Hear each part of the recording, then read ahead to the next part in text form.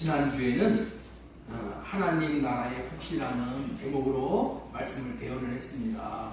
나라마다 한 나라마다 국시가 있어요. 국시. 그래서 고려시대는 불교가 우리나라의 국시였어. 조선시대는 유교가 국시였다고 했죠. 하나님 나라의 국시는 기독교야. 기독교. 하나님 나라의 국시는 기독교라는 거예요. 다른 많은 종교에서는 그래요. 마음에서는 하나님 나라의 국시가 마음의 교다. 이렇게 얘기하고 있단 말이에요. 그들도 다 하나님을 믿는 사람들이야. 그런데 하나님을 믿는다고 되는 것이 아니라 하나님의 나라 국시를 제대로 알아야 돼. 하나님 나라의 국시는 뭐라고요? 기독교야. 기독교. 기독교가 뭐예요? 예수교란 말이야. 예수교. 예수 그리스도로 말미암아 우리가 하나님 나라가 되어지고 하나님 나라의 복을 받게 되는 거예요. 기독교라는 것은 예수 그리스도를 통하여 하나님 앞에 나아갈 수 있다는 거예요. 하나님 앞에 나아갈 수 있는 유일한 길이 예수 그리스도야. 예수 그리스도 외에는 하나님 앞에 갈 수 있는 길이 없어. 그래서 예수 그리스도로 말미암아 하나님 앞에 나가서 하나님이 주시는 사랑을 받아서 우리가 하나님도 사랑하고 이웃을 사랑하고 원수까지도 사랑하는 거야. 애당초 우리는 사랑하고는 먼 자야. 하나님에게 사랑을 받아야지만 사랑을 할 수가 있는데 하나님 앞에 어떻게 사랑을 받아요? 예수 그리스도를 통해서 하나님 앞에 나아가서 사랑을 받는 거예요. 그래서 하나님 나라의 국시를 기독교라고 부르고 또 사랑이라고 부르기도 한다는 거예요. 그렇기 때문에 사랑하지 않는 사람은 기독교인이 아니고 사랑하지 않으면은 하나님 나라 백성이라 하나님의 자녀라 볼 수가 없는 거라는 거예요. 골로새서 1장 13절 보겠습니다. 그가 우리를 흑암의 권세에서 건져내어 그의 사랑의 아들의 나라로 옮기셨으니 사랑의 아들의 나라. 이 나라에 사는 사람들은 다 사랑하고 사는 사람이야. 마태복음 5장 44절 그러나 나는 너희에게 말한다. 너희 원수를 사랑하고 너희를 박해하는 사람을 위하여 기도하라. 그래야만 너희가 하늘에 계신 너희 아버지의 자녀가 될 것이다. 오늘은 지난주에 전해드린 말씀이 너무나도 중요하고 이 말씀대로 살아야 될 말씀이기에 하나님의 나라의 국시라는 같은 제목으로 말씀을 되새김질하면서 또 지난주에 전하지 못한 내용을 마무리하고자 하는 거예요. 하나님을 사랑하는 자가 되는 것이 하나님 나라의 백성이냐 아니냐를 결정하는 중대한 사안이 된다는 거예요. 그래서 하나님을 어떻게 사랑해야 하는지를 알아야 하기 때문에 첫 번째 대지로 전해드리는 말씀은 사랑은 우선순위로 해야 하는 것이다 라는 제목으로 말씀을 전해드렸어요. 그리고 오늘도 또 전해드릴 거예요. 지난주에는 사랑은 우선순위로 하는 것이라는 것을 두 가지 예를 들어서 설명해요. 우선순위라는 것은 뭐냐? 자기가 가장 중요하다고 여기는 것부터 한다 그런 뜻이야. 그게 우선순위야. 내가 가장 중요하게 여기는 것을 제일 먼저 하는 거예요. 첫 번째로 이웃 어른들이 아이에게 엄마를 사랑하냐 아빠를 사랑하냐 이렇게 물을 때에 누구를 더 사랑하느냐 그런 의미라는 거예요. 누구를 1번으로 사랑하느냐 넘버 1으로 사랑하느냐 이런 뜻이야. 이게 사랑의 의미라는 거예요. 사랑은 둘째가 없는 거예요. 결혼 조건으로 사귀는 여자친구와 어머니와 이제 배를 타고 가다가 물에 빠지면은 당신 엄마를 살릴 것이요 나를 살릴 것이요 그렇게 물으면서 첫 번째로 자기를 사랑하는지 자기에 대한 사랑을 이 약혼녀 결혼하려고 하는 그 여자가 확인을 해보고 싶다는 거야. 확인을. 여러분도 그런 얘기 많이 들으셨죠? 사랑은 최우선적으로 첫 번째로 사랑하지 않으면 사랑한다라고 말할 말할 수가 없다는 의미예요. 여러분들이 지금 하나님 사랑 다 하잖아요. 예? 그렇죠? 다 하는데 하나님 사랑 못한다고 지금 잠깐만 얘기를 하잖아요. 그렇죠? 그 얘기는 무슨 얘기라고요? 하나님을 일본으로 사랑 못한다는 얘기예요. 일본으로, 넘버원으로. 그렇죠? 나보다도 하나님을 못 사랑해. 내 자신만큼도 하나님을 못 사랑한다. 그런 의미라는 거예요. 이런 사랑이 너무나도 중요하기에 한 가지 더 예를 든다면은 이제 이런 얘기야. 이번 8월 15일 날 광복절이잖아요. 이제 어떤 초등학교 동창들과 함께 만나서 하루를 지내기로 했다고 이제 가정을 해보자는 얘기예요. 가정을. 졸업한 지가 이제 20년이 넘었어. 초등학교 졸업한 지가. 그간 졸업 후에 한 번도 못 만난 친구들도 참석을 한다고 해서 나도 거기 참석하게 해야지 하고 어떤 남자가 그렇게 얘기를 했단 말이야. 그리고 그날이 오기를 기분이 들떠서 있는데 갑자기 미국에서 자기 사랑하는 여인에게서 전화가 온 거야. 에? 미국에 출장을 갔었는데 회사 일이 잘 풀려서 8월 15일 날 전날 밤에 도착을 한다는 거야. 그래서 여자친구가 그러는 거야. 8월 15일 날은 나하고 자기하고 같이 시간을 보낼 수가 있게 되었으니까 이제 광복절 날 다른 계획 다 뒤로 밀리고 나하고 오붓한 시간 보내자 그랬다는 거예요. 이 남자가 고민이 생긴 거 아니에요. 이 남자가 어떻게 결정을 내릴까요? 이 남자는 이미 초등학교 동창생들과 약속이 되어 있어요. 그렇다면 약속을 지켜야 하는 것인데 이 남자는 어떻게 결정을 내리냐는 거예요. 옛날이 그립고 보고 싶었던 동창들을 만나는 시간을 보낼까요? 아니면 자기 사랑하는 여자친구와 시간을 보낼까요? 이때 어떤 결정을 내리겠어요? 여러분들이라면 어떤 결정을 내리겠어요? 사람은 결정을 내릴 때에 우선순위로 결정을 내리는 거야. 무엇이 중요하냐에 따라서 결정을 내리는 거예요. 그 친구들을 더 사랑하느냐? 아니면 여자친구를 더 사랑하느냐에 따라서 결정이 달라진다는 거예요. 이 남자가 동창들에게 전화를 해서 자신이 피치 못할 일이 생겨서 못 참석하게 되었으니 미안하다. 미안하지만 다음 기회는 꼭 참석하겠으니 이번에는 받아오. 그렇게 이제 약속을 파기를 한 거죠. 비록 약속을 했다손 치더라도 그 약속은 우선순위에 밀려버린 거야. 그렇기 때문에 다 정리를 하고 사랑하는 사람과 시간을 보내는 거예요. 그것이 사랑의 매력이고 사랑의 위력인 거예요. 하나님은 우리가 하나님께 하는 사랑이 이런 사랑인 것이냐를 알고 싶으시다는 거예요. 네가 나에게 이런 사랑을 하기를 바란다 하시는 거예요. 그러면 내가 주는 복인 내 언약 안에 거할 수 있게 하시겠다 하시면서 그런 사람에게 하나님을 나타내 주시겠다고 하시는 거예요. 여러분들 하나님이 나타나 주시는 것보다도 더 복이 어디 있어요? 여러분들 최고의 복 중에 복이 뭐냐? 하나님이 나타나 주시는 거야. 예? 내가 병이 걸려서 기도를 했어. 그런데 무소식이야. 하나님이 내게 나타나시질 않아. 그러면 절망이잖아요. 그렇죠? 그런데 하나님이 나타나셨어. 그러면 뭐예요? 하나님이 나타나셨어. 하나님이 내게 오셨어. 그러면 뭐 병이 물러가지 않을 수 없는 거지. 내가 지금 급하게 부도가 나게 됐어. 그런데 아무리 기도해도 빵빵 소식이야. 하나님이 나타나시질 않아. 그러면 뭐예요? 나는 그냥 부도야. 그러나 하나님이 나타나시면 모든 게 다 해결되는 것이죠.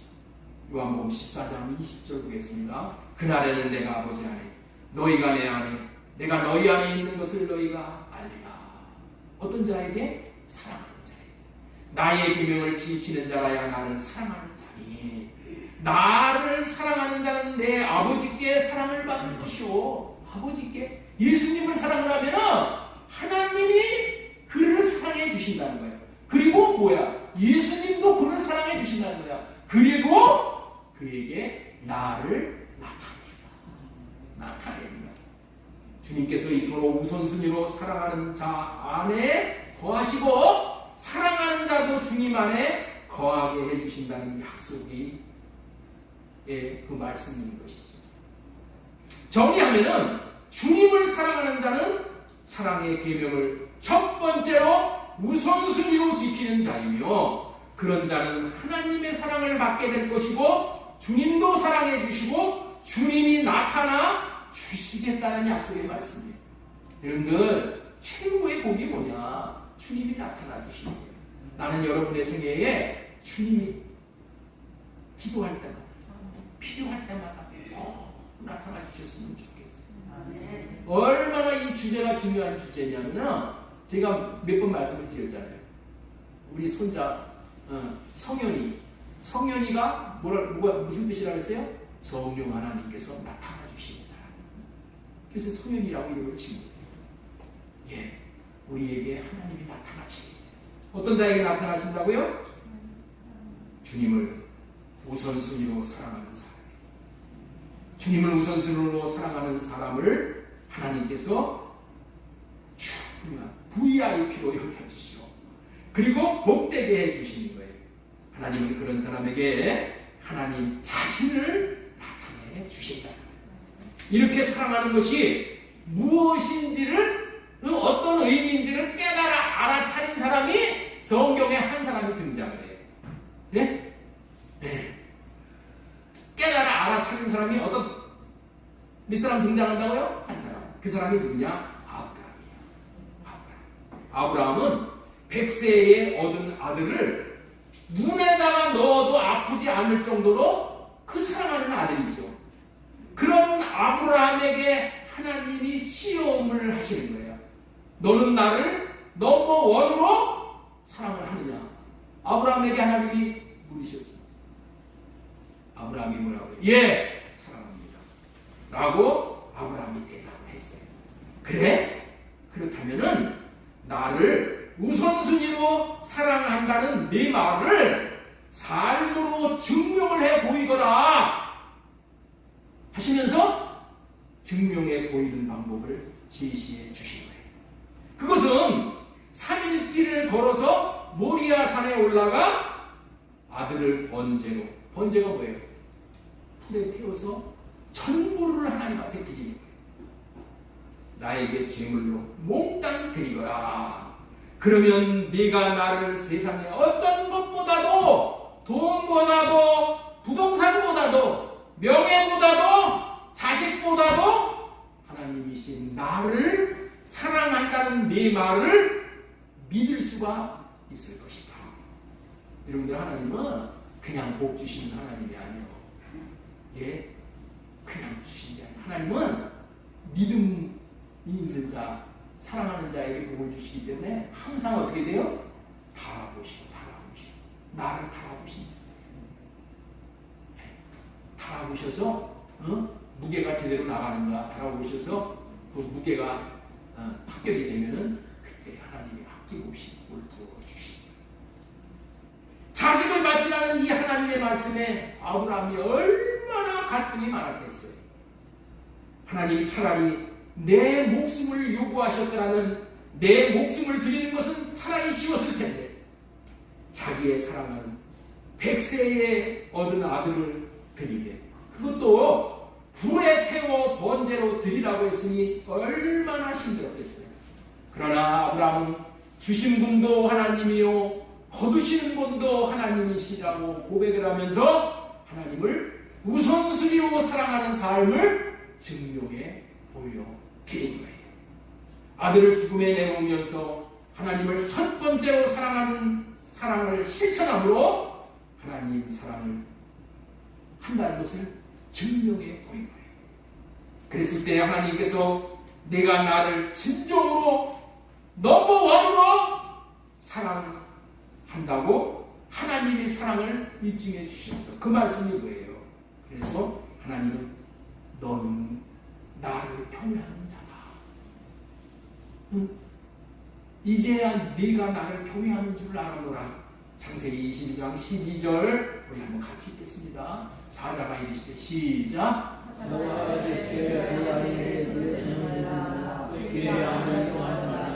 네가 내 아들 네 독자까지도 내게 아끼지 아니하셨으니 내가 이제야 네가 하나님을 경외하는 줄이라. 경외가 뭐예요? 하나님 사랑의 최고봉이 경외야. 그리고 하나님이 여호와 이레의 하나님으로 나타나시고, 여호와 이레의 하나님으로 나타나시고. 요한복음 14장 21절 나의 계명을 지키는 자라야 나를 사랑하는 자니 나를 사랑하는 자는 내 아버지께 사랑을 받을 것이요 나도 그를 사랑하여 그에게 나타나리라. 나타내리라라고 약속하셨잖아요. 하나님은 말씀하시고 이루시는 하나님이시잖아요. 이대로 나타나십니다. 넘버원으로 사랑하는 자에게 나타나 주시겠다는 약속을 아브라함에게 지키시는 거예요.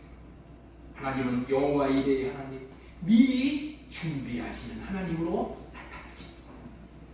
13절, 22장 13절 보겠습니다. 아브라함이 눈을 들어 살펴본즉 한 수양이 뒤에 있는데 뿔이 수풀에 걸려 있는지라. 어떻게 해서 뿔이 수풀에 걸려 있는 거예요? 어떻게? 하나님이 나타나셔서 그렇게 만들어 놓으신 거예요. 아브라함이 가서 그 수양을 가져다가 아들을 대신하여 번제로 드려라. 아브라함이 그 땅 이름을 여호와 이레라 하셨으므로 여호와 하나님은 뭐예요? 내 필요를 다 아시고 미리 준비하고 계시고 왜 준비하고 계셔요? 하나님을 사랑하는 자에게 주신다.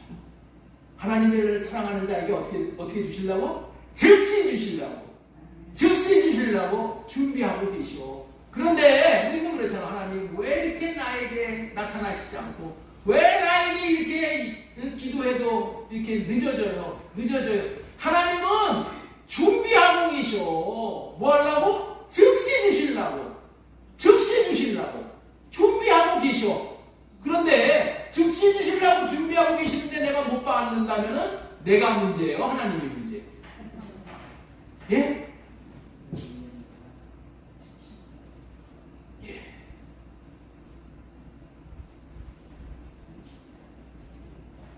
14절 아브라함이 그 땅 이름을 여호와 이레라 하셨으므로 오늘날까지 사람들이 이르기를 여호와의 산에서 준비되리라.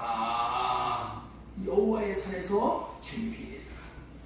그뿐만이 아니라 하나님을 사랑하는 자에게 나타나 기업을 주시는 거예요. 기업이 뭐예요? 상급을 주시는 거죠.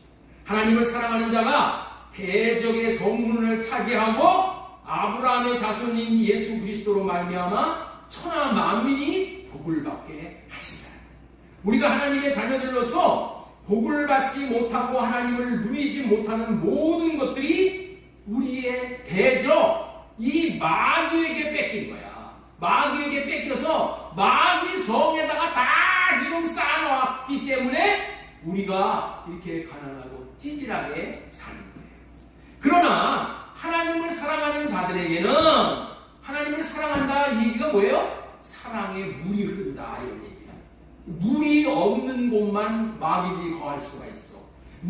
사랑에 물이 흘러 들어가면 어떻게 돼요? 마귀가 무장 해제를 당하게 되는 거예요. 그래서 대적의 문 안에 있는 모든 그 전리품들이 다 우리 것이 되게 되는 거예요. 사랑함으로 그렇기 때문에 마귀를 무장하게 하고 마귀를 떠내보내는 것이 그렇게 중요한 거예요. 마귀가 떠나면 질병이 사라지는 것이고 저주가 끊어지는 것이고 가정이 편안해지고 부유해지는 것이고 자녀들이 잘 되는 것이고 온갖 하늘의 신령한 복을 예수 그리스도로 말미암아 이 땅에서부터 누리게 되어지는 거예요. 여러분들 있죠? 이 영의 세계를 잘 알아야 돼요. 영의 세계.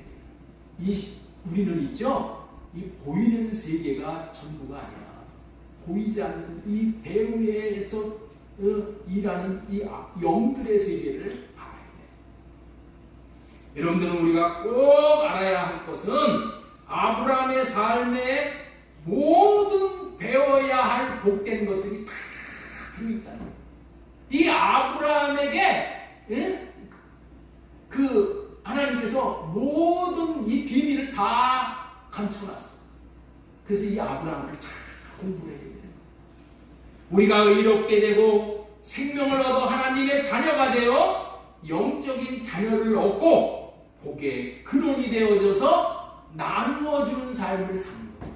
여러분들 있죠? 아브라함에게 약속하신 그 복이 뭐예요? 나누어주는 삶을 살게 해주시겠다. 예? 나누어주는 삶을 살 수 있는데 나누는 사람이 굶어 죽는 경우가 있어요? 나누어주는 삶을 살게 해주시겠다는 것이 아브라함에게 주신 복이야.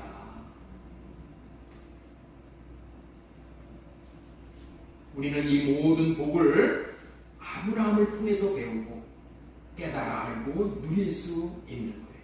아브라함을 통해서 배우면 아브라함이 받은 것처럼 아브라함의 복을 다 받게 되는 거예요. 다시 말해서 하나님이 아브라함에게 비밀로 감춰놨던 그 모든 복들을 다 기업으로 받아 누리게 된다는 거예요. 우리 창세기 22장 15절부터 한번 보겠습니다. 여호와의 사자가 하늘로부터 두 번째 아브라함을 불러 이르시되 여호와께서 이르시기를 내가 나를 가리켜 맹세하노니 네가 이같이 행하여 네 아들 네 독작도 아끼지 아니하였은즉 내가 네게 큰 복을 주고 네 씨가 크게 번성하여 하늘의 별과 같고 바닷가의 모래와 같게 하리니 네 씨가 그 대적의 성문을 차지하리라. 여러분들 있죠? 여기서 말하는 이 복이 하나님이 얼마나 크신 하나님이야. 그런데 하나님이 큰 복이라고 얘기하시오.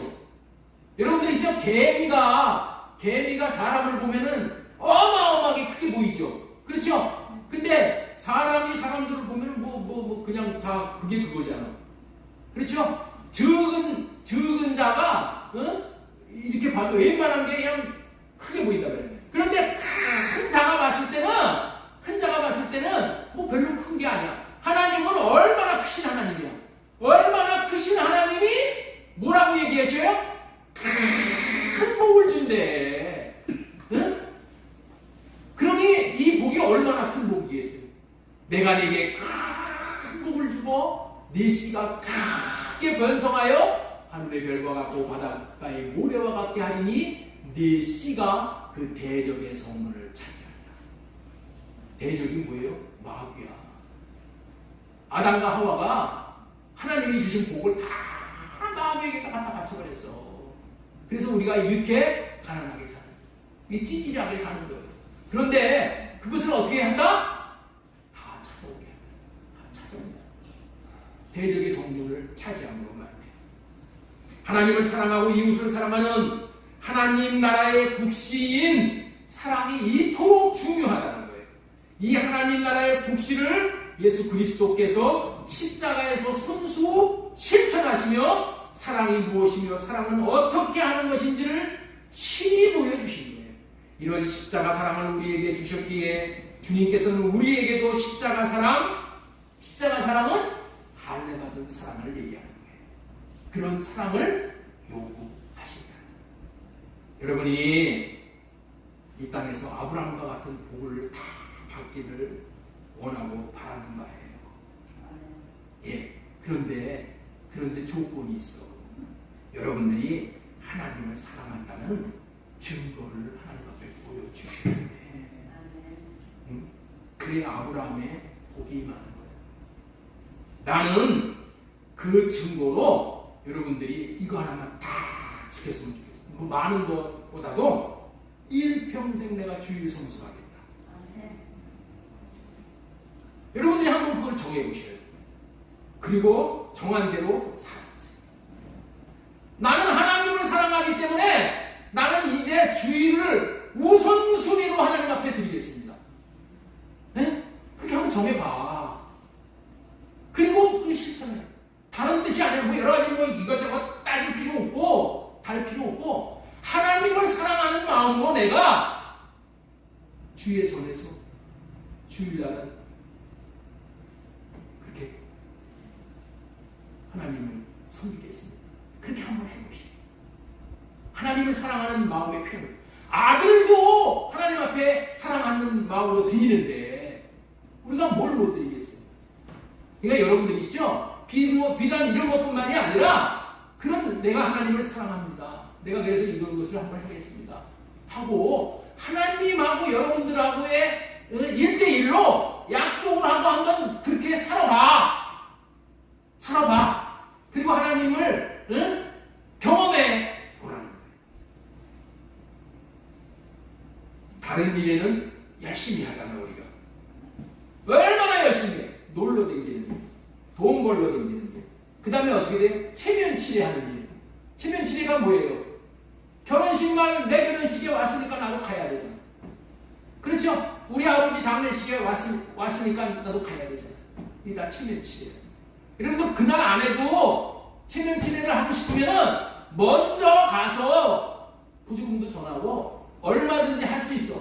그렇죠? 먼저 가서. 그리고 끝나고 가서 해도 돼. 나는 너무 오고 싶었지만은 나는 하나님을 사랑하는 사람이기 때문에 주일 성수해야 되기 때문에 나는 그렇게 못했습니다. 그러나 나는 당신을 사랑합니다. 당신을 위해서 앞으로도 기도할 겁니다. 그렇게 하면은 그 사람이 그 예식하는 날 못 왔다고 나하고 내 얼굴 안 보냈다고 그런 사람 없어. 예. 우리가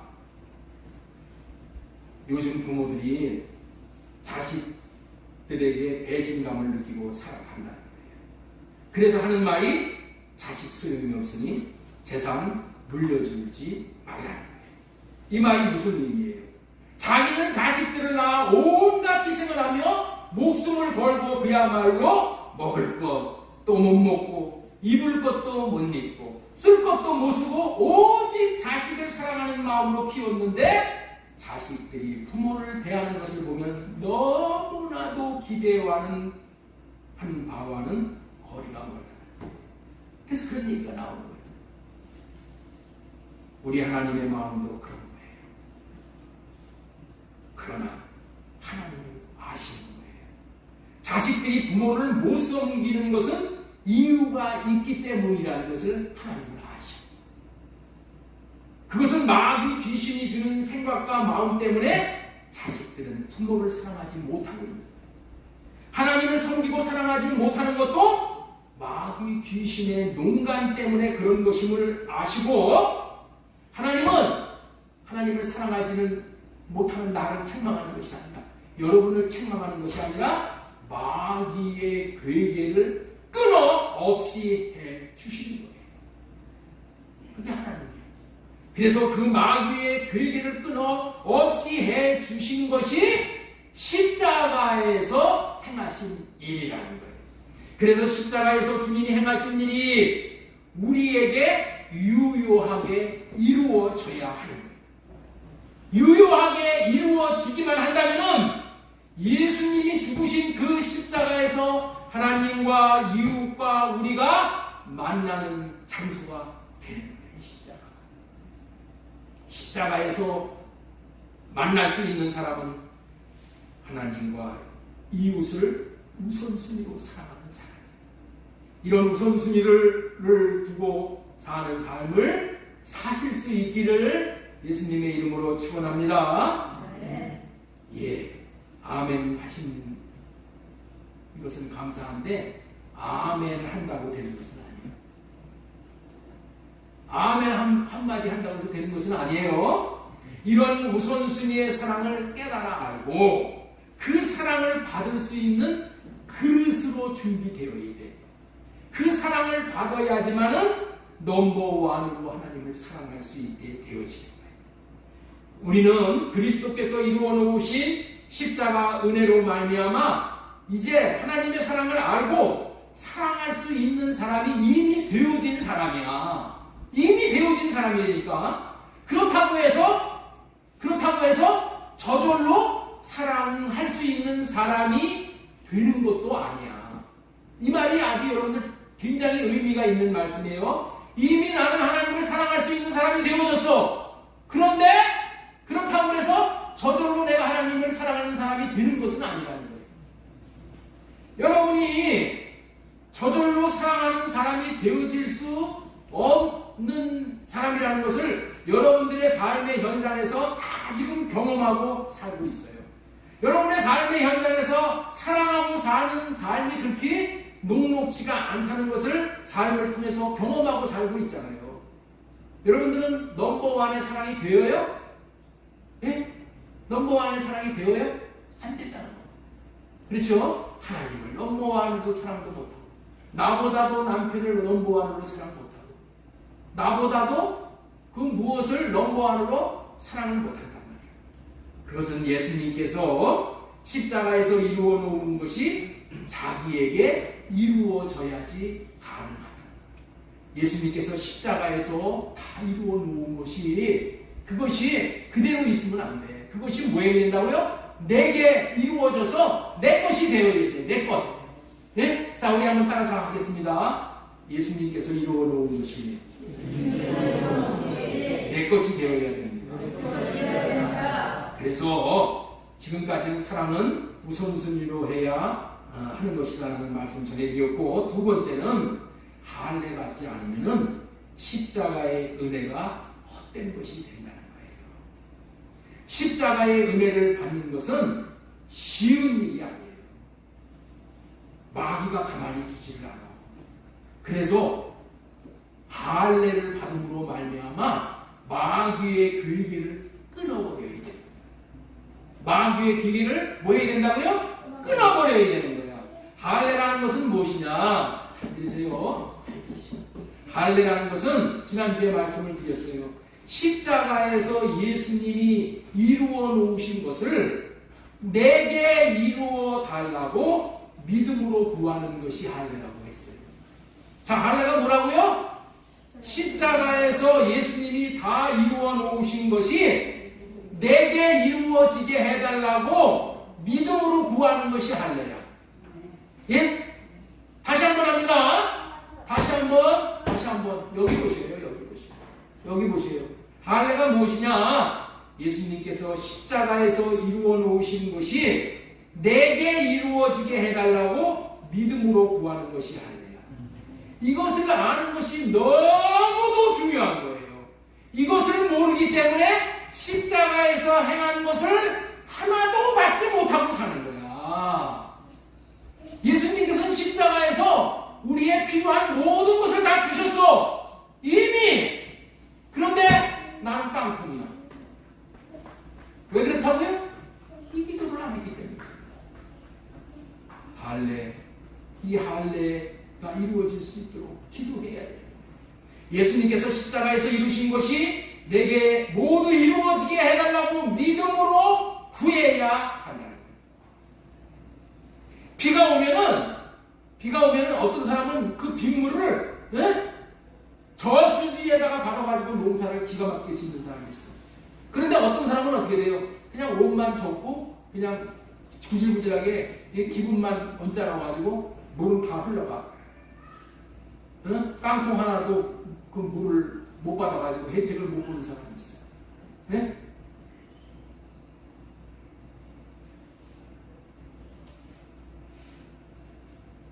이 말을 반대로 표현하면 할례를 행해달라고 구하기만 한다.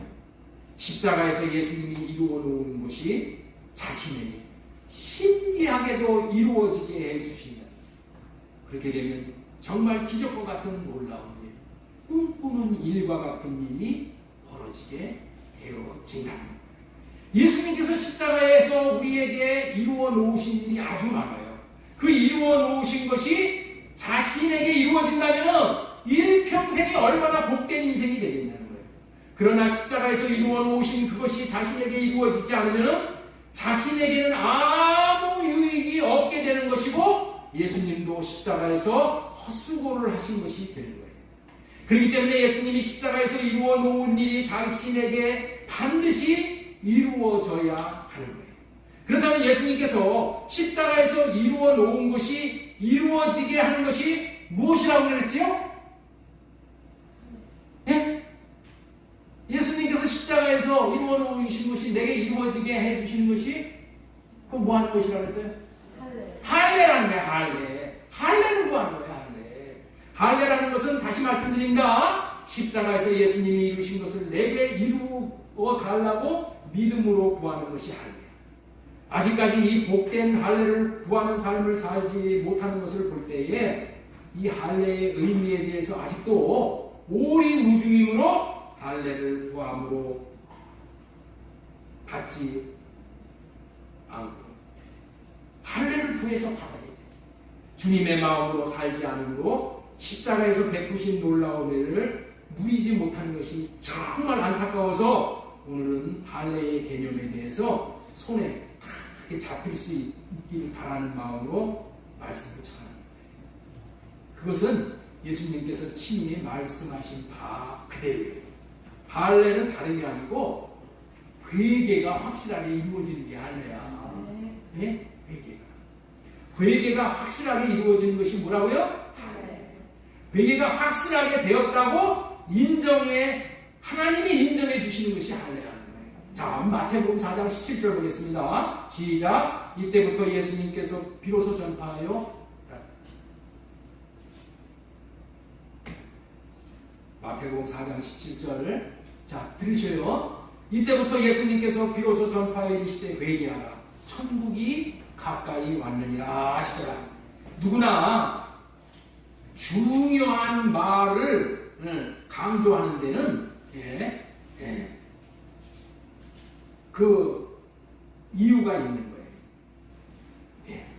여기서는 예수님께서 공생애를 시작하시면서 제일 먼저 말씀하신 것이 뭐라고요? 회개하라는 거예요. 예수님이 공생애 사역을 시작을 해.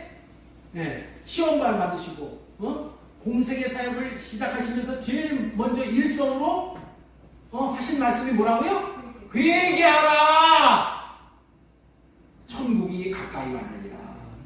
제일 먼저 말한다는 것은 이 회개의 중요성을 강조하는 것이죠. 그러니 회개가 얼마나 중요한지를 우리가 깨달아 알아야 되는 거예요. 회개할 때에 천국인 하나님의 나라가 내 안에 들어온다는 거야. 회개하라. 천국이 가까이 왔느니라. 회개하면 천국이 들어오고 회개하지 못하면 천국이 못 들어온다는 거야. 여러분들 있죠? 천국은 하나님의 나라죠. 하나님의 나라인 천국이 내 안에 들어왔다는 것은 뭐냐? 내가 하나님을 사랑하는 자가 됐다는 거예요.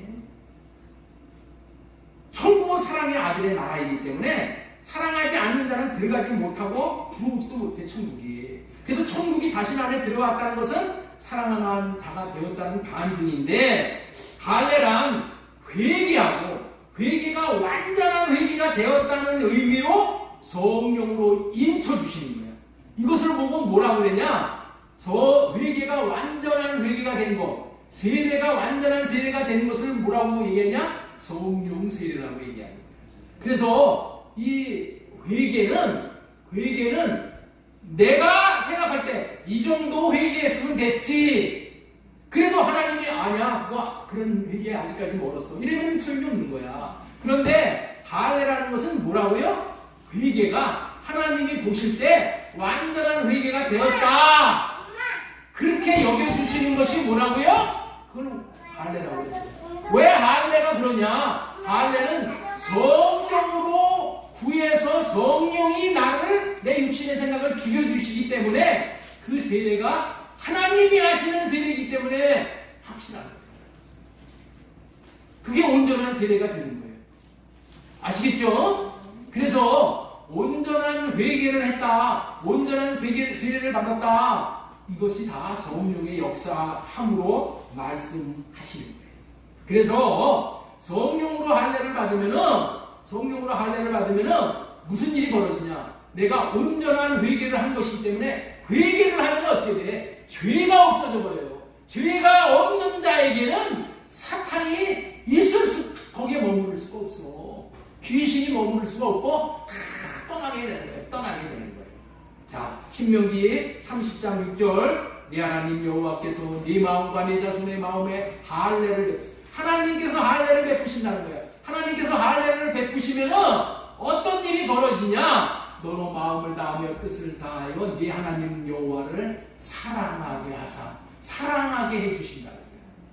여러분들 우리가 왜 하나님을 사랑하지 못하느냐? 할례받지 못해서 사랑을 못하는 거예요. 할례받지 못한다는 얘기가 뭐예요? 육신의 생각으로 살기 때문에 그렇다는 거예요.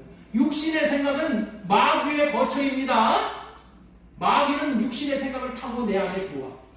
그런데 성령으로 할례를 받으면 마귀가 떠나가는 거예요.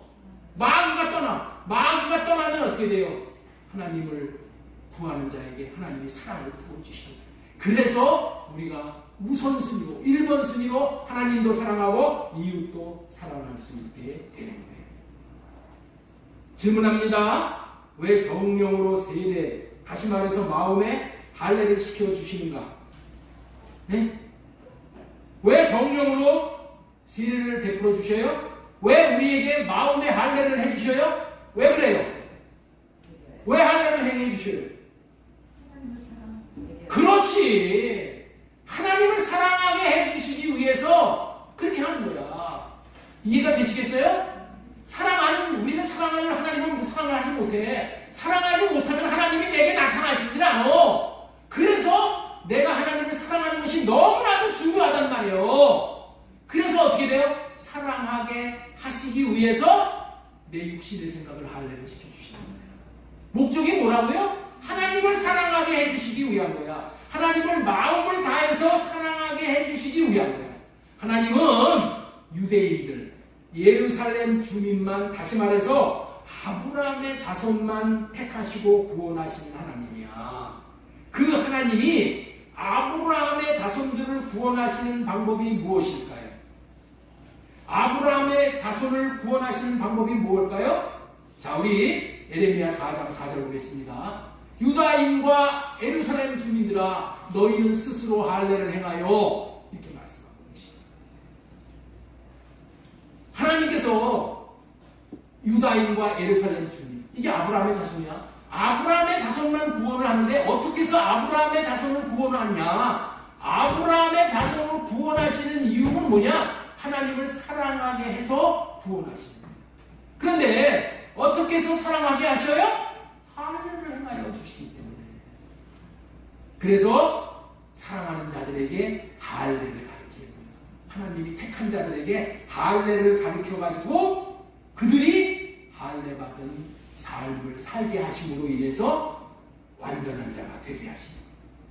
여러분들에게 왜 지금 이 목사가 여러분들에게 왜 할례를 지금 가르치셔요? 왜 여러분들에게 할례를 가르치셔요? 네? 여러분들이 하나님이 택하신 자들이기 때문에 그렇습니다. 하나님이 택하시는 자들을 하나님이 구원해 내시잖아요. 네? 하나님이 택하신 자들은 반드시 구원해 내시거든요. 그런데 어떻게 해서 그렇게 구원해 내신다? 할례를 가르치는 거예요. 할례를 가르쳐서 육신의 생각을 끊어버리게 하시고 그 다음에 마음에 하나님의 사랑을 구해서 마음으로 하나님을 사랑하게 해서 그래서 구원하는 거예요. 그래서 하나님의 자녀가 되게 하시는 거예요. 자, 여러분들에게 질문하겠습니다. 내가 질문하면 여러분들은 이렇게 대답하세요. 여러분 왜 할례를 가르치십니까? 그러면 가르치십니까? 그러면 여러분들은 하나님을 사랑하게 하시기 위함입니다. 이렇게 대답하세요.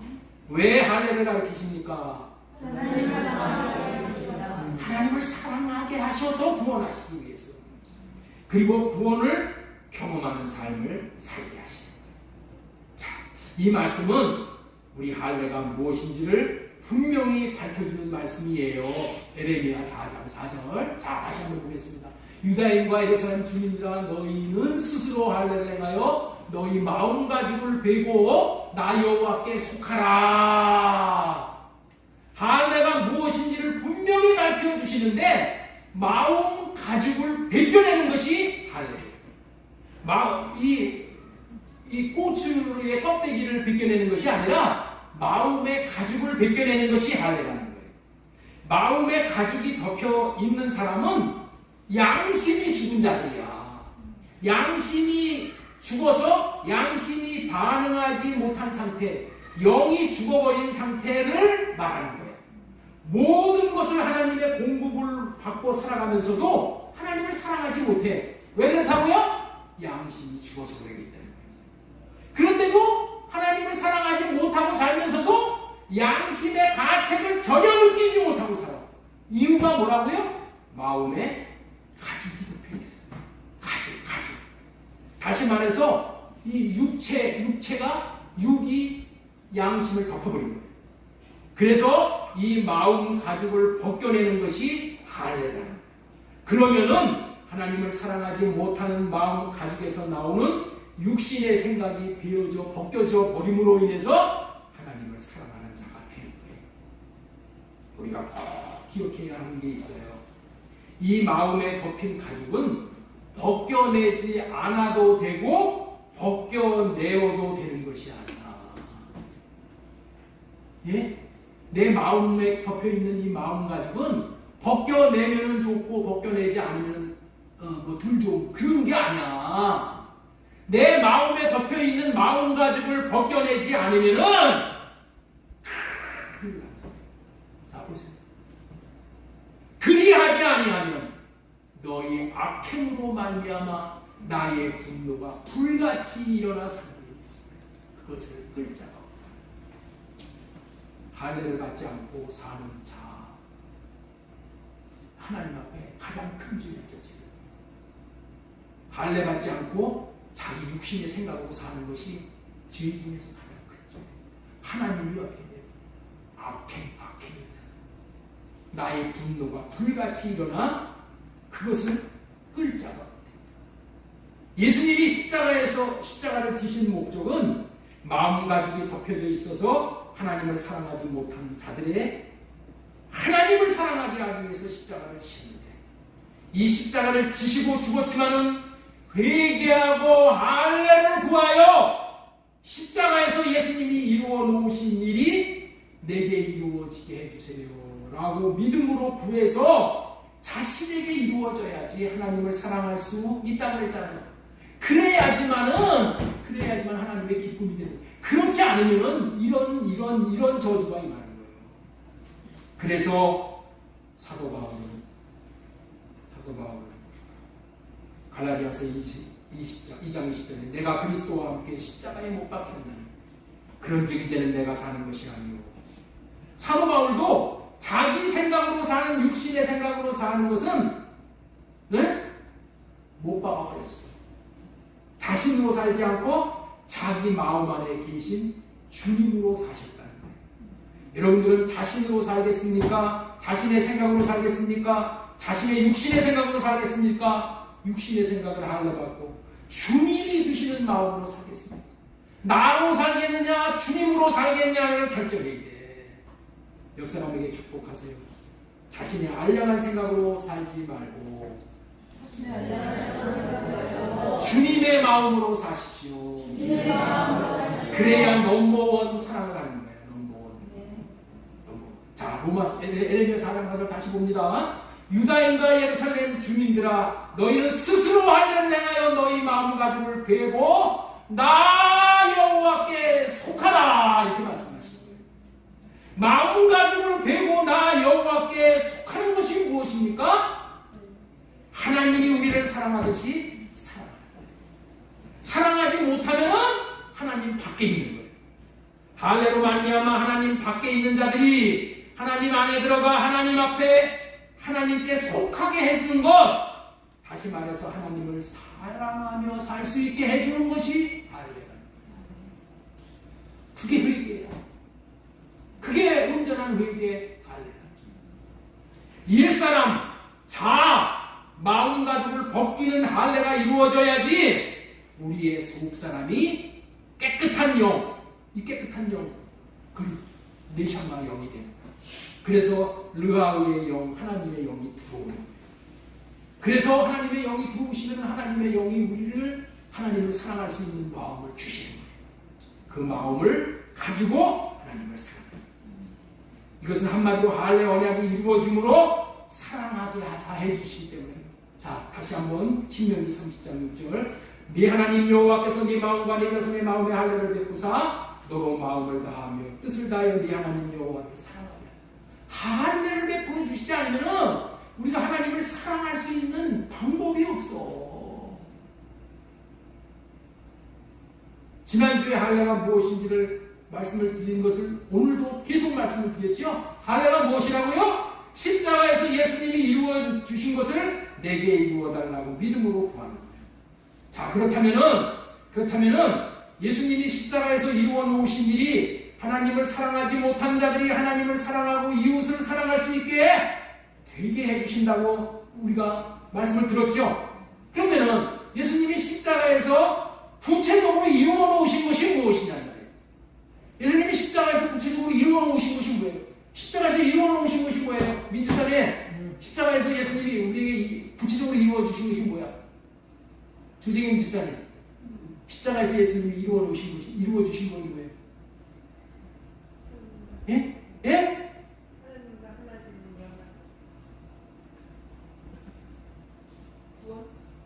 아유, 그런 거 다 포함되는데 우리는 통상을 하잖아요. 예수님이 십자가에서 내 죄를 다 해결해 주셨어요. 이렇게 여기고 있죠? 십자가에서 내 죄를 사해 주셨다. 이렇게 여기고 있잖아. 그런데 그것만 알면 안 돼. 7가지가 있어. 7가지. 첫 번째, 옛사람을 십자가에 못 박아 죽였다. 옛사람이 뭐냐? 우리의 옛사람은 자기를 사랑하는 사람이야. 나를 사랑하는 사람이야. 나만 아는 사람이야. 내가 최고야. 이런 사람은 하나님을 사랑할 수가 없어. 그래서 예수님이 십자가에다 못 박아 죽여버린 거예요. 예? 십자가에다 못 박아 죽였어. 옛사람을. 자, 그 다음에 두 번째, 육체 정욕 탐심을 십자가에 못 박아 죽였어. 이 주보에 다 올라와 있습니다. 육체 정욕 탐심. 마귀가 주는 것이 뭐예요? 욕심을 주어서 우리가 죄를 짓게 하는 거예요. 욕심, 내 욕심 때문에 나를 사랑하지 하나님을 못 사랑해. 그래서 뭐예요? 육체 정욕 탐심을 십자가에 못 박아. 죄의 몸을 십자가에 못. 죄의 몸이야. 우리 육신은 죄의 몸이야. 죄만 짓고 사는 몸이라는 거예요. 그래서 이걸 십자가에 못 박아.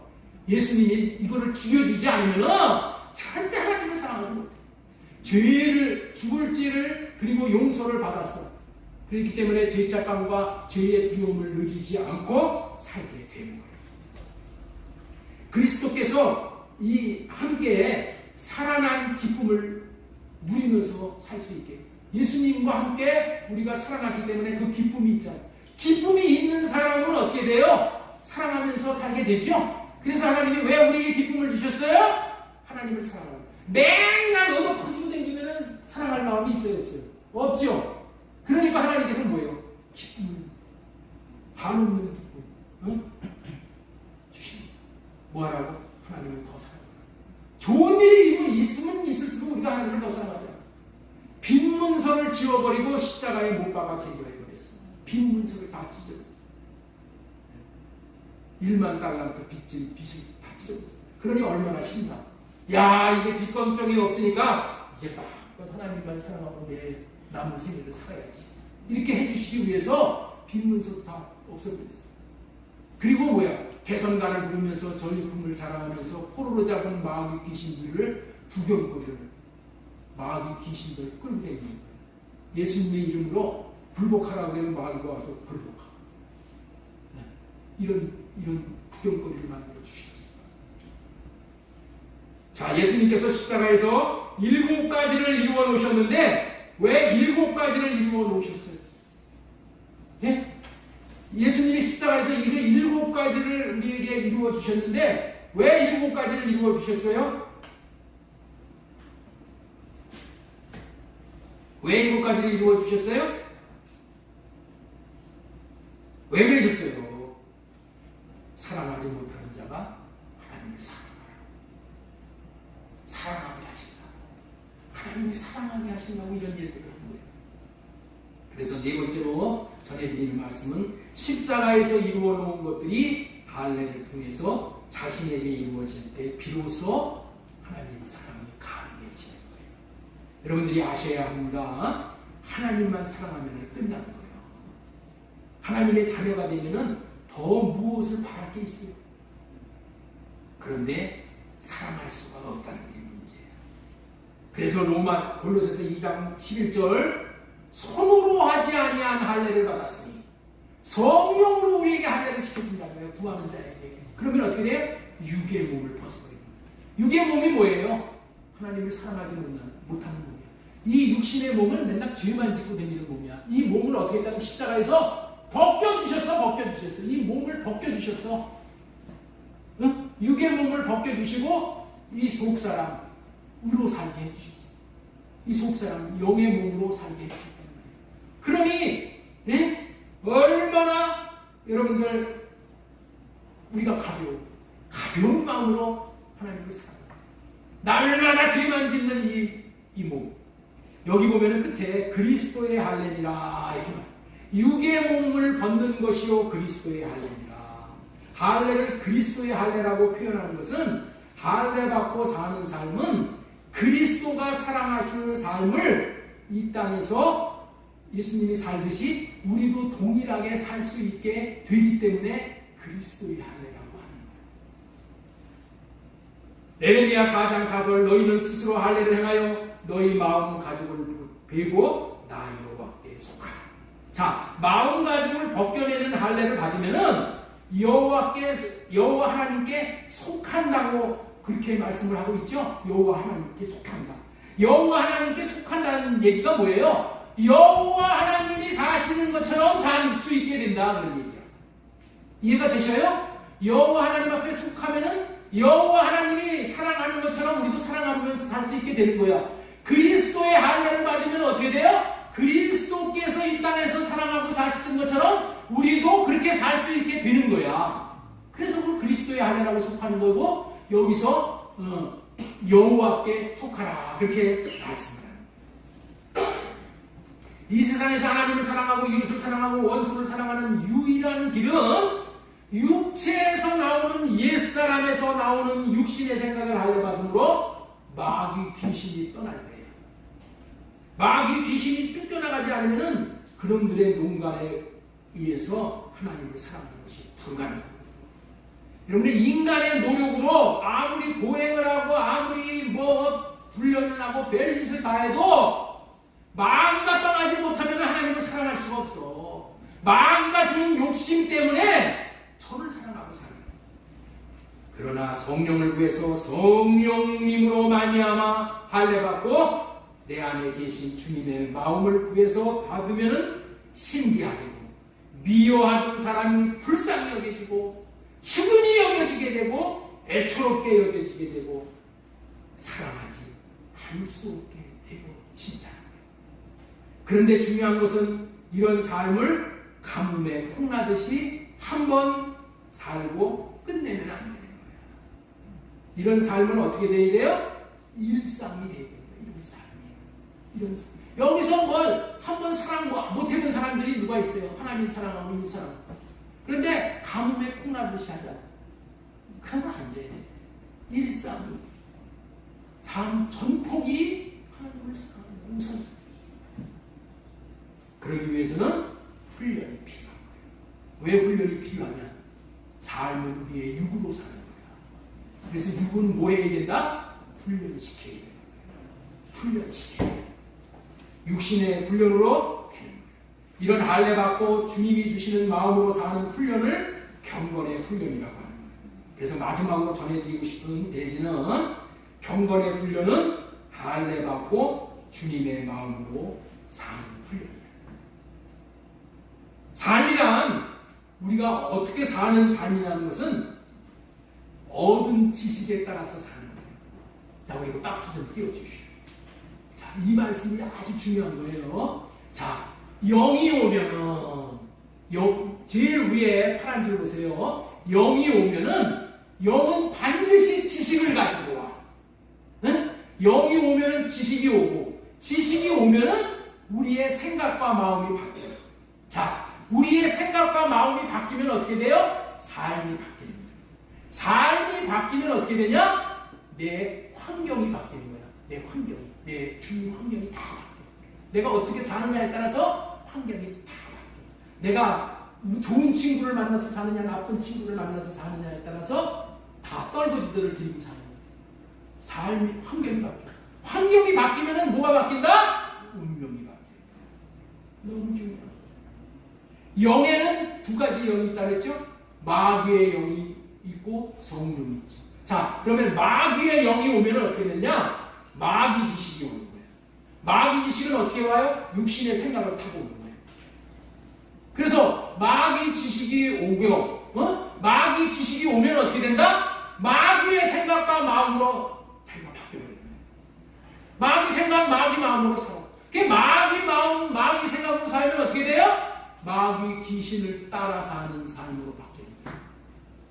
마귀 귀신을 따라서 사는 거예요. 그러면 어떻게 돼요? 마귀 귀신이 좋아하는 더러운 환경으로 내 환경이 바뀌어버립니다.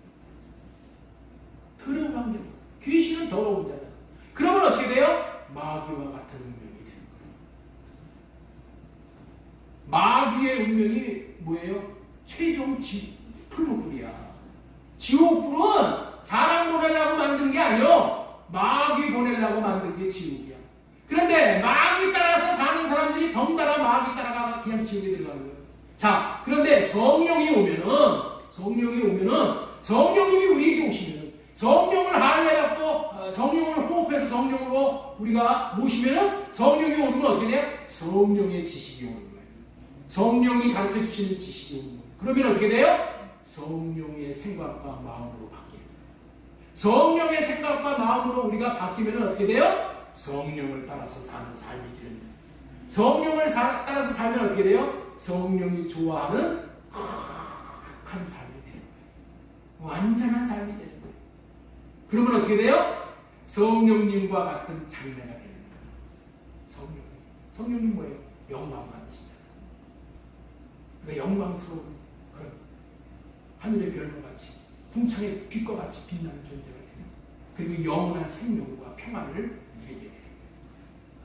할례라는 것은 마귀 귀신이 주는 생각과 마음을 잘라내버리는 거예요. 마음가짐을 벗겨버리는 거예요. 그래서 할례 받으면 저주가 끊어지는 거예요. 여러분들 이것이 너무나도 중요한 거야. 그래서 그런데 왜 우리나라에서 이 얘기를 안 하냐? 마귀가 이것만 가려놓는 거예요. 고린도후서 4장 4절. 마귀가 우리의 눈에 혼미하게 어둠의 영을 뿌려가지고 안 보이는 거예요. 이 할례 언약이 안 보이고 새 언약이 안 보이고, 마귀의 저주를 끊는 것이 성령으로 할례가. 할례 언약을 믿지 않는 중들은 있죠. 할례 구한다고 해서 끊어지지 않는 거예요. 왜? 그들은 뭐예요? 새 언약을, 할례 언약을 믿지 않기 때문에. 믿지 않는 자는 아무 소용이 없어. 우리가 이 언약을 믿는 자에게 예수 그리스도께서 십자가에서 행해 주신 그 일이 내게 이루어지. 믿음의 자녀들이 할례를 구하면은 저주가 끊어지고, 질병이 끊어지고, 가난이 끊어지고, 온갖 생각지도 못한 이런 저주들이 끊어진다니까. 이거 믿으셔야 돼. 그래서 할례 받으면 마귀 귀신에게서 자유로운 복된 삶을 살게 돼요. 그러나 할례를 위해서 마귀의 영이 와서 주는 지식, 생각, 마음을 끊어내지 않으면 저주가 떠나지 않아서 되는 일이 없는 거예요. 되는 일이 없어. 되는 일이 없어. 귀신 쫓아내지 않으면 되는 일이 없다니까. 내가 열심히 노력한다고 되는 게 아니고, 다 열심히 해놓은 거 다 마귀가 다 10년 공부 남이 하고 타보게 하고 있어요. 되는 일이 없어. 이 진리를 한 사도 바울은 마귀 귀신을 끌어내는 삶을 살았기 때문에 그 엄청난 일을 하는 위대한 생애를 살아갑니다. 갈라디아서 2장 20절 보세요. 내가 그리스도와 함께 십자가에 못 박혔나니 그런즉 이제는 내가 사는 것이 아니요 오직 내 안에 그리스도가 사는 것이다. 우리의 인생은 내가 사는 게 아니라 그리스도가 대신 살아 주셔야 돼. 우리의 인생에서 최고의 자랑은 스펙이 아니야. 할례 받고 죽는 것이 최고의 자랑이야. 사도 바울이 나는 날마다 죽노라.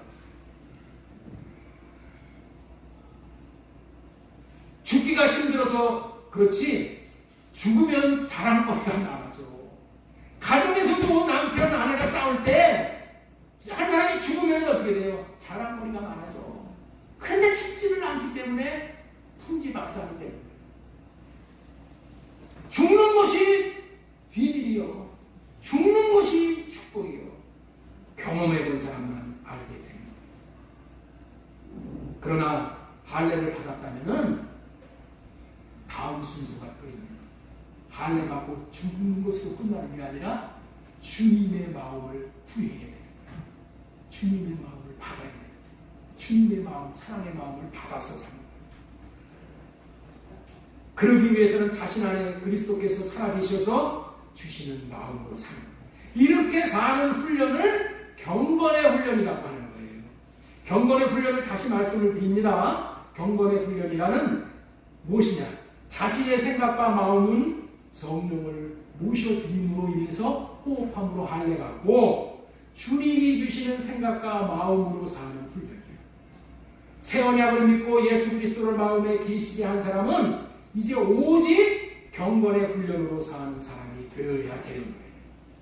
자, 디모데전서 3장 14절 보겠습니다. 내가 속히 내게 가기를 바라나 이것을 내게 쓰는 것은 만일 내가 지체하는 너로 하여금 하나님의 집에서 어떻게 행하여 할지를 알게 하려 함이니. 여러분들 예수 그리스도를 마음에 모신 사람은 이제 하나님의 집이 다들 된 자들입니다. 성년들이 다 된 자들이야. 그러면 어떻게 살아야 되냐 말이야. 하나님의 집이 된 자들이 어떻게 행하여야 할지를 알게 하려 합니다. 어떻게 행하여야 돼?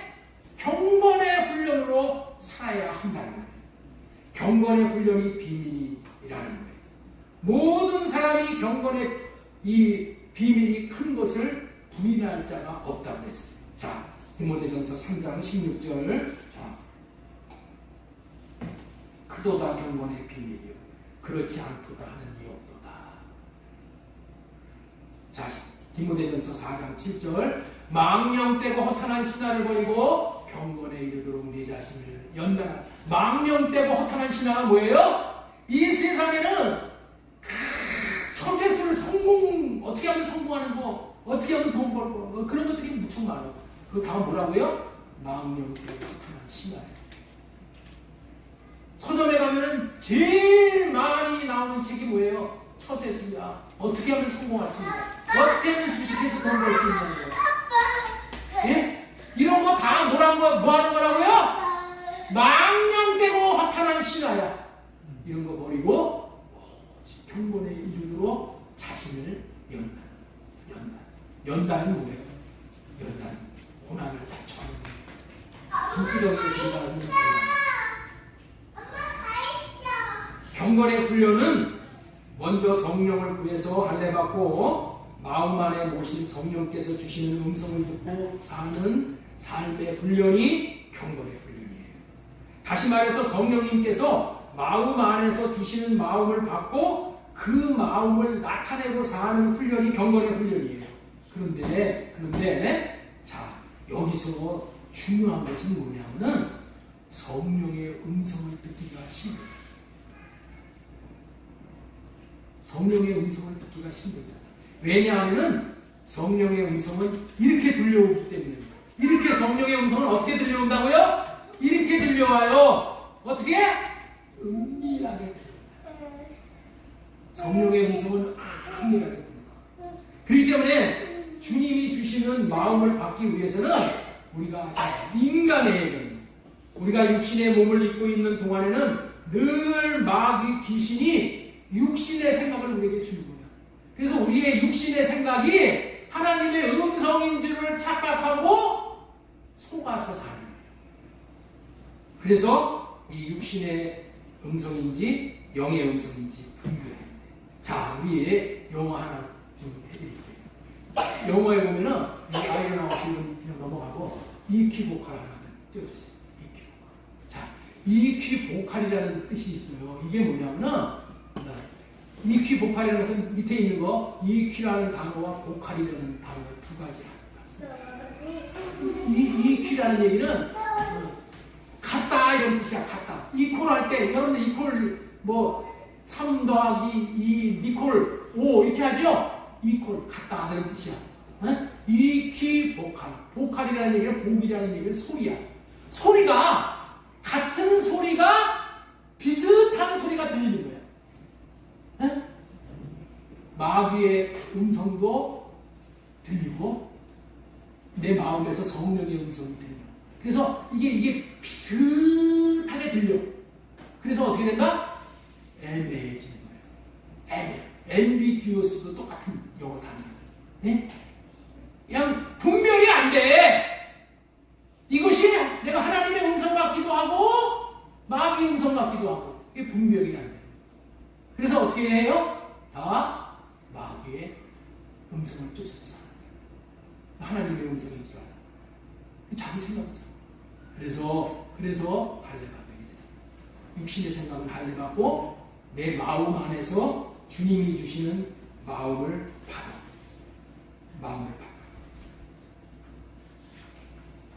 자, 우리 열왕기상 19장 11절 보겠습니다. 주님께서 말씀하셨다. 이제 곧 나 주가 지나갈 것이니 너는 나가서 산 위에 주 앞에 서 있어라. 이 엘리야가 하나님의 음성을 듣는 그 방법이 비결이 여기 나와 있는 거예요. 집에 가서 열왕기상 19장 11절을 이해 한번 보셔요. 자, 12절 보겠습니다. 그 바람이 지나고 난 뒤에 지진이 일었지만 그 지진 속에서도 주님께서 계시지 않았다.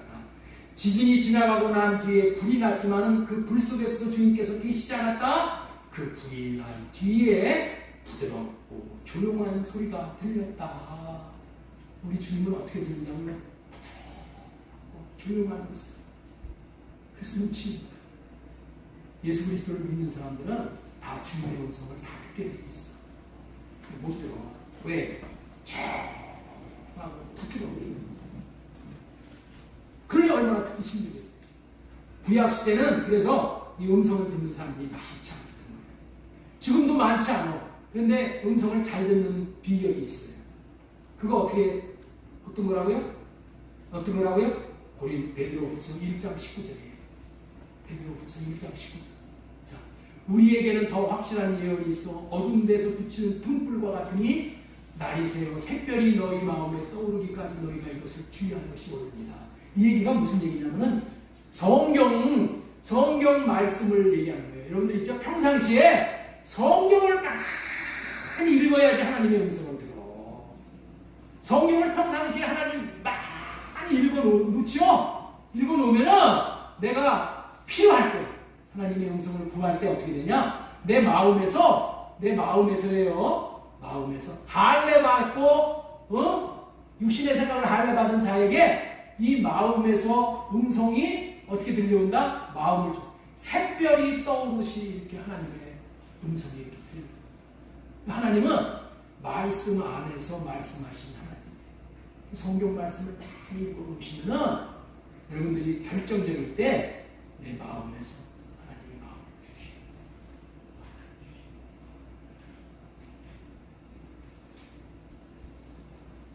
오늘도 제가 여기 지금 정리를 하는데 하나님이 갑자기 제 마음을 주셨어요. 하나님을 사랑하는 것은 야 할례받고 주님이 주신 마음으로 사는 것이 하나님을 사랑하는 거다. 오늘 제게 분명한 그런 말씀을 들려주시죠. 사랑하는 게 뭐라고요? 네 생각대로 사는 게 아니라 주님이 주시는 마음으로 사는 것이 사랑하는 거다. 이렇게 주님의 음성을 들려주시고 주님의 음성을 마음에서 샛별이 떠오르는 그런 음성, 그게 마음을 주시고 마음에서 주시는 주님의 마음을 받고 사는 것을 받아가지고 그 마음을 나타내면서 사는 게 무슨 훈련이라고요? 경험의 훈련이에요. 성경 말씀을 이렇게 내가 찾아가지고 오늘 이 말씀인데 내가 이거 오늘 적용해가지고 이거 살아야지. 그게 아니고 그 첫째 것으로 사는 것이고 내 안에서 마음에서 샛별과 같이 떠오르는 주님의 마음을 받아서 그 마음을 나타내면서 살면은 순종할 수 있는 마음까지 주시고 순종이 되어지고 사랑이 되어지고 그렇게 해주시는 거예요. 우리의 깊은 곳 영에는 마귀가 들어올 수가 없어. 그렇지만 육신의 생각에 마귀가 생각을 주어서 우리를 미혹하는 거예요. 그러므로 육신의 생각을 성령으로 할례를 구하면 마귀가 혼미하게 할 수가 없어요. 그래서 하나님의 마음에서 주시는 주님의 마음을 정확하게 분별해서 그 마음으로 사는 훈련을 경건의 훈련이라고 하는 겁니다. 이렇게 살아갈 때 우리의 속사람이 자라나는 거예요. 우리의 생명이 자라나는 거예요. 우리가 그리스도의 형상으로 자라나는 거예요. 예수님의 분량의 일기까지 자라나는 거예요. 할렐루야. 이것이 둘째 것으로 사는 거예요. 둘째 것. 첫째 것은 내 생각으로 사는 거예요. 둘째 것은 주님의 마음으로 사는 거예요. 자, 말씀을 맺겠습니다. 우리는 주님을 머리로 모시고 사는 몸된 교회의 지체들이에요. 주님을 머리로 모시고 산다는 것은 주님이 내 안에 계시고 내가 주님 안에 산다는 거예요. 이런 사람들은 이제 주님의 것이 된 자들이야. 주님의 것으로 이제 살게 하시기 위해서 피로 값주고 우리를 사왔어. 주님의 것이 됐어. 이제는요. 주님의 것으로 되어진 자들은 이제 내 생각으로 사는 게 아니라 주님이 주시는 생각으로 사는 거야. 이해가 되셔요? 내가 주님의 것이 됐다면은 여러분들은 이제 여러분의 생각으로 사는 사람이 아니야. 주님이 주시는 생각과 마음으로 사는 자들이라는 거예요. 주님을 안에 계시게 한 자들은 이제 안에서 들려주시는 주님의 마음을 받고 사는 자. 이렇게 사는 자들을 뭐라고 얘기하냐? 대언의 영으로 산다. 제가 설교할 때마다 예수님의 영은 대언의 영이라고 했죠. 예수님은 어떻게 사셨냐면 하나님을 마음에 모시고 하나님이 마음에서 주시는 마음을 받아서 그 마음만 나타내는 사실이에요. 그게 대언의 영으로 사신 거예요. 우리도 어떻게 살아야 된다고요? 대언의 영으로 살아야 돼요. 예수님을 마음에 모시고 내 마음에서 주시는 예수님의 음성을 듣고 살면은 그 사람이 대언의 영으로 살아요. 이렇게 사는 것만 하나님이 받으셔. 이렇게 대언의 영으로 살아서 성삼위 하나님을 기쁘시게 하는 명실상부한 하나님 나라 몸된 교회 성전 되어진 다 똑같은 말이에요. 지체들이 되어지기를 예수님의 이름으로 축원합니다.